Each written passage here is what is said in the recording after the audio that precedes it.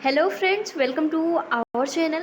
Friends, आज के हम वीडियो लेक्चर में जानेंगे द डायरेक्ट मेथड। जैसे कि फ्रेंड्स, फर्स्ट पार्ट में हमने जाना था जीटीएम के बारे में, यानी कि ग्रामर ट्रांसलेशन मेथड के।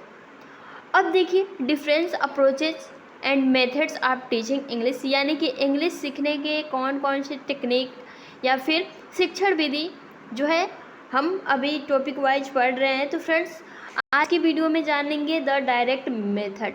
और अगर बात करें जो आपका ग्रामर ट्रांसलेशन मेथड है, कंपैरिजन डायरेक्ट मेथड, यानी कि बिल्कुल अपोजिट चलते रहते हैं। कैसे? आप सिंपली अगर जैसे कि फर्स्ट वीडियो अगर आपने देख लिया होगा जीटीएम वाला, यानी कि ग्रामर ट्रांसलेशन मेथड वाला, तो फ्रेंड्स ये आपको कॉन्सेप्ट, ये जो आपका कॉन्सेप्ट है बहुत ही बेसिक तरीके से क्लियर हो जाने वाला है, क्योंकि बिल्कुल अपोजिट चलता है। ठीक है, तो अगर इन दोनों में से अगर आप एक भी कॉन्सेप्ट समझ गए ना, तो दोनों को मतलब रटने की या फिर कुछ भी करने की बिल्कुल भी ज़रूरत नहीं है। चलिए हम इस वीडियो में जानेंगे द डायरेक्ट मेथड के बारे में। सिंपली फ्रेंड्स, अगर हम सबसे पहले रिवीजन कर लें तो देखिए ग्रामर ट्रांसलेशन मेथड के बारे में हमने पढ़ा था, जो कि इस तरीके से हम सब ने पढ़ा है। इसीलिए तो इंग्लिश में बहुत सारे प्रशिक्षु होंगे जिनको दिक्कत होती होगी, या आप सभी के कमेंट्स आते हैं, क्योंकि हमने इतना ही पढ़ा जितना हम एग्ज़ाम में क्लियर मतलब कर सके, पास हो सके। ज़्यादा हमने फोकस किया नहीं इंग्लिश पर। और पढ़ाया हमें किस तरीके से गया, तो ग्रामर ट्रांसलेशन मेथड, यानी कि ओनली थ्योरी एंड जो भी इम्पोर्टेंट बुक के माध्यम से जो बुक में थे वही पढ़ाया गया, बाहर से कुछ भी इंक्लूड नहीं किया गया। और जो फोकस किया गया वो मदर टंग, यानी कि अगर एप्पल लिखा होगा, अगर बुक लिखा होगा, तो हमें ये बताया जाएगा कि इसे हम किताब बोलते हैं। लेकिन डायरेक्ट मेथड जो है वो आपका है, उसमें बुक लिखा है तो आपको यही बताया जाएगा कि इसे हम बुक कहते हैं। इसमें मदर टंग को जो है बिल्कुल नेगलेक्ट कर दिया गया है, यानी कि आपको जो मान लीजिए एप्पल है, ठीक है, आपके सामने कोई एप्पल है, तो टीचर्स क्या सिखाएंगे आपको कि ये एप्पल है। ये नहीं बोलेंगे कि ये एप्पल, एप्पल मतलब सेव है। लेकिन जो आपका जीटीएम मेथड है, यानी कि ग्रामर ट्रांसलेशन मेथड है, उसमें ये बोला जाएगा इसे हम सेब कहते हैं, यानी कि मदर टंग पर ज़्यादा फोकस किया जाता है, और डायरेक्ट मेथड में मदर टंग को निगलेक्ट कर दिया गया है। ठीक है, इतना समझ गए। अब देखिए अगर हम बात करें फ्रेंड्स, देखिए सबसे पहले पार्ट 2 इंग्लिश अगर पूछ दे कि जो आपका डायरेक्ट मेथड है, ठीक है, इसके जो ओरिजिनेटर है, यानी कि डेवलप्ड बाय किसने किया, तो फ्रेंड्स मैक्स मिलन ने किया था। ठीक है, अगर वही बात करें हम कि जो आपका जीटीएम मेथड है वो किसने किया, तो वो आपके जो कार्ल प्लोटेज है उन्होंने किया था जर्मनी में 18वीं सेंचुरी में, यानी कि 18वीं शताब्दी में जो है आपका जीटीएम मेथड हुआ।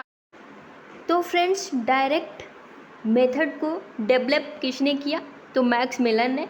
दिस मेथड वाज इस्टेब्लिश किसने करा, कहाँ हुआ, तो फ्रांस में। लेकिन वही ग्रामर ट्रांसलेशन मेथड आपका जर्मनी में। ठीक है, तो इस बात को आप याद रखेंगे, क्योंकि प्रीवियस बारी आपको जो है ऑब्जेक्टिव टाइप के क्वेश्चन में ये पूछा गया था कि देखिए पूछ दिया जाता है कि मतलब जीटीएम मेथड के ओरिजिनेटर कौन है, या फिर डायरेक्ट मेथड के जो है ओरिजिनेटर कौन है।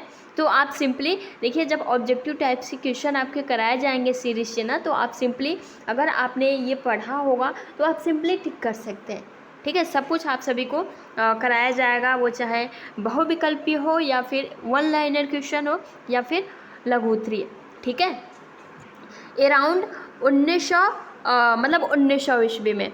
ठीक है, तो ये आपको यहाँ थोड़ा ध्यान रखिएगा, फ्रांस में हुआ था और 1900 ईस्वी में। अब देखिए बात यहाँ ये आ जाती है, जैसे कि जो हमारा जीटीएम मेथड था उसे भी हम अन्य नामों से जानते हैं।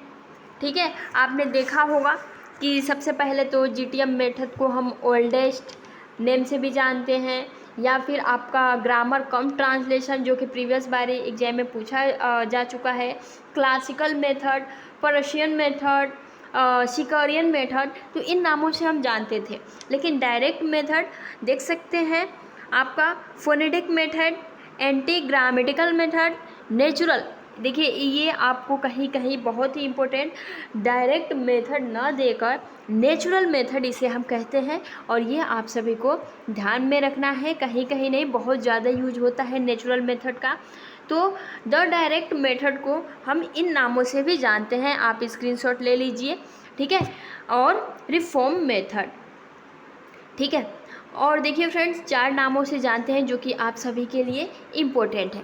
अब देखिए अगर हम अगले पॉइंट की बात करें, अभी हमने आपको कहा, देख सकते हैं, this method was reaction against आप जीटीएम मेथड, यानी कि ग्रामर ट्रांसलेशन मेथड।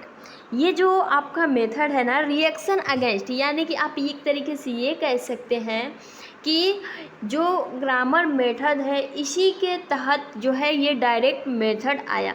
वैसे ये डायरेक्ट मेथड की बात करें तो उतना चला नहीं, लेकिन फ्रेंड्स कहीं ना कहीं जीटीएम मेथड का ही ये रिएक्शन रहा, उसके अगेंस्ट ये डायरेक्ट मेथड आया या फिर बनाया गया, ठीक है। तो ये यहाँ बोला जा रहा है कि this method was reaction against of GTM method, है ना, रिएक्शन अगेंस्ट, रिएक्शन जो भी थे, ठीक है, जीटीएम मेथड के, तो उसके अगेंस्ट जो भी आपके डायरेक्ट मेथड में है, जो कि अभी हम आगे जानेंगे, आप सभी को सिंपली पता चल जाएगा, ठीक है। अब देखिए फ्रेंड्स, नीचे जैसे ही आप आएंगे तो इसमें the direct method is not new, इसमें कहा जा रहा है कि ये डायरेक्ट मेथड कोई नया नहीं है। It's principles have been applied to by language teacher for many years, जो भी इसके सिद्धांत हैं, have been applied by language teacher, यानी कि टीचर्स के द्वारा जो है इसे अप्लाई किया जा रहा है बहुत वर्षों से, है ना। जो भी प्रिंसिपल, जो भी पद्धति है, तो बहुत वर्षों से, ये कोई नई बात नहीं है ना। तो इसके बारे में ये बोला जा रहा है। उसके बाद से यहाँ आप देख सकते हैं क्या कहा जा रहा है कि most recently it was revised as a method when the goal of instruction become learning how to use foreign language to communicate, यानी कि most recently it was revised as method when I goal to instruction become learning how to use foreign language. जैसे कि आप सभी को पता है जो भी फॉरेन लैंग्वेज, और आप सभी को सबसे हम इजीली बात कहें तो आप इसे ऐसे भी समझ सकते हैं, ये डायरेक्ट मेथड है ना, हम डायरेक्ट बोलते हैं, हम इंग्लिश में ही सोचते हैं, हम हिंदी वर्ड लाते ही नहीं, हम अपना मदर टंग लाते ही, हम कुछ भी सीखते हैं ना, कुछ भी बोलते हैं, या फिर कोई भी हमारे सामने वर्ड आ जाए, सेंटेंस पे इस पर फोकस किया जाता है। और वही बात करें डायरेक्ट जो आपका जीटीएम मेथड है, उसमें वर्ड पर यूनिट मतलब फोकस करा जाता था, लेकिन इसमें आपका सोचा भी इंग्लिश में जाता है, लिखा भी इंग्लिश में जाता है, बोला भी इंग्लिश में जाता है। तो फ्रेंड, जो भी फॉरेन लैंग्वेज है, ठीक है, डायरेक्ट मेथड के द्वारा जो भी इंस्ट्रक्शन बिकम लर्निंग, कैसे सीखें, कैसे बोले, जो गोल बनाया गया, यानी कि जो भी आपका बातचीत करने का तरीका है, कम्युनिकेशन है, वो स्किल जो है आपकी कम्युनिकेशन स्किल्स मजबूत हो, प्रोनाउंसिएशन आपकी सही हो, ठीक है। तो ये इस पर ज़्यादा फोकस करता है और यही आप सभी को ये बताया गया है। वहीं देख सकते हैं नीचे आप जैसे ही आएंगे तो कुछ और पॉइंट आपको मिल जाएंगे जो कि आप इजीली समझ सकते हैं। देख सकते हैं translation method was not very effective in preparing जो आपका students to use the target language, यानी कि जो आपका ट्रांसलेशन मेथड, यानी कि जो हमारा जीटीएम मेथड है, जिसके बारे में हमने फर्स्ट वीडियो में जाना था, बोला जा रहा है व्हाट नॉट वेरी इफेक्टिव, यानी कि प्रिपेयरिंग स्टूडेंट्स, यानी कि देखिए कहा जा रहा है कि जो भी प्रशिक्षु हैं, जो भी बच्चे हैं, उनके लिए ये मेथड यानी कि जीटीएम मेथड ज़्यादा इफ़ेक्टिव नहीं रहा, क्योंकि उससे वो सीख ही नहीं पाए, पूरा फोकस उन्होंने अपना मदर टंग पे कर दिया, है ना।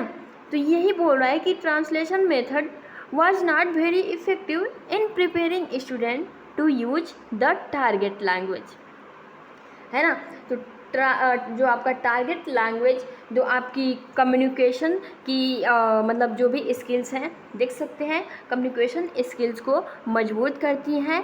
बाकी डायरेक्ट मेथड यानी कि जो आपका ट्रांसलेशन मेथड की बात करें तो ज़्यादा इफ़ेक्टिव नहीं रहा बच्चों के लिए, लेकिन टारगेट लैंग्वेज जो है आपका जो है बहुत ज़्यादा मतलब इफ़ेक्टिव रहा है, ठीक है, क्योंकि यहाँ बोला जा रहा है बातचीत pronunciation the direct method become popular, क्योंकि डायरेक्ट मेथड जो है पॉपुलर बना है, यानी कि बहुत ज़्यादा जो है इसका नाम है, इस फोकस करा जाता है। तो ये जो है आप देख सकते हैं। वहीं इम्पोर्टेंट देखिए आप सभी के लिए है, all instruction are to be given only in target language, यानी कि भाषा second, language second, all instruction are to be given only the target language, है ना, क्योंकि पूरा फोकस जो है टारगेट लैंग्वेज पर करा जाता है इसमें। और हमारा ग्रामर जो आपका मतलब ग्रामर ट्रांसलेशन जीटीएम मेथड था, उसमें कहाँ किया जा रहा था आपका फोकस, तो उसमें पूरा फोकस आपका मदर टंग पर किया जा रहा था। लेकिन इसमें ऑल इंस्ट्रक्शन, जो भी हमारी बातचीत होगी, जो भी हम बोलेंगे, जो भी हम सोचेंगे, तो वो हमारा टारगेट लैंग्वेज के बेस पे होगा, ना कि मदर टंग के बेस पे, ना कि लैंग्वेज फर्स्ट पे होगा। लैंग्वेज सेकेंड पर यानी कि टारगेट लैंग्वेज पे जो भी होगा मेथड हमारा तैयार किया जाएगा, ठीक है। उसके बारे में यहाँ बोला जा रहा है, ग्रामर इज टू बी टाट इंडक्टिवली, यानी कि हमने क्या जाना था फ्रेंड्स, अगर हम बात करें, देखिए हम ऐसे यहाँ कॉन्सेप्ट को क्लियर कर रहे हैं ताकि आपको दोनों, यानी कि जो हमारा जीटीएम मेथड है और जो आपका डायरेक्ट मेथड है वो अच्छे से क्लियर हो जाए। उसमें क्या था, ग्रामर इज टू बी टाट डिडक्टिवली, यानी कि जो भी थे, जो भी मान लीजिए सवाल, तो वो एक निगरात्मक या फिर आप कह सकते हैं तर्कपूर्ण ढंग से किए जाते थे। यानी कि जो आपका जीटीएम मेथड था पहले कहा जाता था, अब बुक के माध्यम से पढ़ाएंगे तो बुक के तरीके से ही पढ़ाएंगे। यानी कि पहले क्या था, पहले आपको बताया जाएगा रूल, उसके बाद से दिए जाएंगे आपको एग्जाम्पल। लेकिन जो ये डायरेक्ट मेथड है, ये बहुत अच्छा मेथड आप देख सकते हैं, पहले बताया जाता है आपको एग्जाम्पल, देन बताया जाता है आपको रूल, ठीक है। तो इसमें ये आपको ध्यान रखना है। और देखिए एक और बात, जैसे कि इसमें आपको मतलब एक्यूरेसी पर बाद में फोकस किया जाता है, पहले फ्लुएंसली बोला जाता है, जो भी लिखा या फिर बोला जाता है वो फ्लुएंस तरीके से, है ना। लेकिन क्या था हमारा ग्रामर मेथड में, क्या था कि एक्यूरेसी पर ज़्यादा ध्यान दिया जाता था, लेकिन इसमें पहले फ्लुएंसली देन एक्यूरेसी, है ना। और इसमें जो हम आगे बढ़ते हैं वो एग्जाम्पल टू रूल के तहत आगे बढ़ते हैं, और जो हमारा ग्रामर मेथड था उसमें हम रूल प्लस एग्जाम्पल की तरह आगे बढ़ते हैं। तो आप ऐसे समझ सकते हैं, ठीक है। उसके बाद से आप देख सकते हैं next, unit of teaching in direct method in sentence, इकाई जो है डायरेक्ट मेथड का वो है सेंटेंस, ठीक है। लेकिन unit of teaching in translation method, जो आपका जीटीएम मेथड है, उसमें फोकस वर्ड पे करता है। यानी कि सबसे पहले इसे जो भी बच्चों को पढ़ाया जाता है तो पूरे एक सेंटेंस पर फोकस करा जाता है कि इस सेंटेंस का पूरा मतलब क्या है ना। उसके बाद से वर्ड बाय वर्ड। लेकिन यूनिट जो आपका जीटीएम मेथड है उसमें वर्ड पर फोकस करा जाता था, ठीक है। तो आपके क्वेश्चन बहुत ही सिंपल पूछे जाते हैं कि यूनिट ऑफ टीचिंग, यहाँ पूछ दिया जाएगा ट्रांसलेशन मेथड या फिर डायरेक्ट दे देगा सेंटेंस, वर्ड और दो चार ऑप्शन या दे देगा, तो आप सिंपली ऐसे लगा सकते हैं। क्वेश्चन आपके ऐसे ही पूछे जा रहे हैं। उसके बाद से फ्रेंड्स आप देख सकते हैं, नीचे आएंगे तो यहाँ in this method the student learn English in the same way as they learn his mother tongue, यानी कि इन दिस मेथड, इस मेथड में द स्टूडेंट्स लर्न, यानी कि स्टूडेंट जो है, जो भी बच्चे हैं वो सीख रहे हैं इंग्लिश इन द सेम वे, जो आपकी इंग्लिश है, दे लर्न हिज मदर टंग, यानी कि जैसे मदर टंग, जैसे अपनी मातृभाषा हो। यानी कि ये जो डायरेक्ट मेथड में बच्चे सीखते हैं या फिर सिखाने वाले होते हैं, तो वो ऐसे सिखाते हैं कि जैसे ये आपकी मदर टंग हो, है ना। ऐसा नहीं है कि मतलब उनकी भाषा में, नहीं, जो भी इंग्लिश में सिखा रहे हैं उनको ऐसे सिखाया जाता है कि बस यही होता है, मतलब बुक बोला जा रहा है तो बुक ही होता है और कोई मतलब नहीं होता है, समझ रहे हैं ना। किताब अगर बोला जा रहा है ये पेन है तो ये पेन ही है, इसे हम कलम नहीं सोचेंगे या फिर ना बोलेंगे, तो इस हिसाब से सिखाया जाता है। अगर फूड है तो हम, अब देखिए हम कुछ भी इंग्लिश पढ़ते हैं तो हम उसे हिंदी में सोचने लगते हैं कि फूड फूड मतलब तो खाना होता है, लेकिन डायरेक्ट मेथड में ऐसा नहीं है। फूड है तो फूड है ना। तो आप यहाँ से इजीली समझ सकते हैं, ठीक है। यानी कि ऐसे सिखाया जाता है English in the same way the learn has mother tongue, यानी कि ऐसी इंग्लिश में डायरेक्ट मेथड में सिखाया जाता है जैसे कि आपकी वो मदर टंग ही हो। अब नीचे जैसे ही आप आएंगे, यहाँ एक बात और ध्यान रखिएगा, the target language mother tongue native language of the learner is neglected, यानी कि नेग्लेक्टेड मैंने आप सभी ध्यान दीजिएगा, बिल्कुल ध्यान न देना, है ना, इसका मीनिंग्स हो जाएगा। तो यहाँ बोला जा रहा है कि मदर टंग को जो है आपके टारगेट लैंग्वेज में द डायरेक्ट मेथड में बिल्कुल नेग्लेक्ट कर दिया गया है, मतलब कि उस पर बिल्कुल भी फोकस नहीं किया गया है। मदर टंग का बिल्कुल भी यूज नहीं होता है डायरेक्ट मेथड में, समझ रहे हैं ना। ऊपर पॉइंट में ये बोला जा रहा है कि जो भी डायरेक्ट मेथड में पढ़ते हैं वो ऐसे पढ़ते हैं जैसे कि हमारी मातृभाषा ही हो, है ना। अब मैंने आपको मीनिंग्स के थ्रू समझाया भी, कॉपी को कॉपी ही कहते हैं, ठीक है। तो जो भी इंग्लिश के वर्ड्स होंगे हम उसे इंग्लिश में ही सोचेंगे, इंग्लिश में ही बोलेंगे, इंग्लिश में ही सुनेंगे। तो ये जो है कहा जा रहा है कि इसमें मदर टंग का यूज नहीं किया जाता है, बिल्कुल नेग्लेक्ट कर दिया गया है।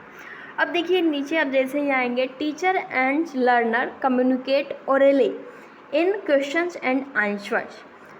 देखिए इसमें कहा जा रहा है कि अब उसमें क्या था ना कि जब बच्चे गलती कर रहे थे तो क्या कर रहे थे, टीचर उन्हें सही करके दे रहे थे, बस हो गया। उनको ये नहीं बताया जा रहा था कि आपने ये गलती किया और आपको ऐसा करना चाहिए तो ये सही हो जाएगा, नहीं। लेकिन इसमें क्या होता है, इसमें बच्चे अगर गलती करते हैं तो खुद अपने ही माइंड से उसे जो है करेक्ट करने की कोशिश करते हैं। हाँ, टीचर गाइड ज़रूर करते हैं। तो यहाँ और देखिए क्वेश्चंस एंड आंसर्स के माध्यम से जो भी कम्युनिकेट मतलब बातचीत जो भी स्किल्स है उसे इंक्रीज करते हैं, यानी कि क्वेश्चन से टीचर्स द्वारा क्वेश्चन किया जाता है फेस टू फेस, और जो भी बच्चे हैं उनके द्वारा आंसर दिया जाता है, ठीक है। तो ये बात बोला गया है। अब देखिए लाइक अगर बात करें तो रेलिया यानी कि रियल ऑब्जेक्ट, ठीक है। रियल ऑब्जेक्ट इसमें बिल्कुल जो भी ऑब्जेक्ट होते हैं वो रियल ऑब्जेक्ट होते हैं, पिक्चर्स के माध्यम से आप सभी को बताए जाते हैं, ठीक है।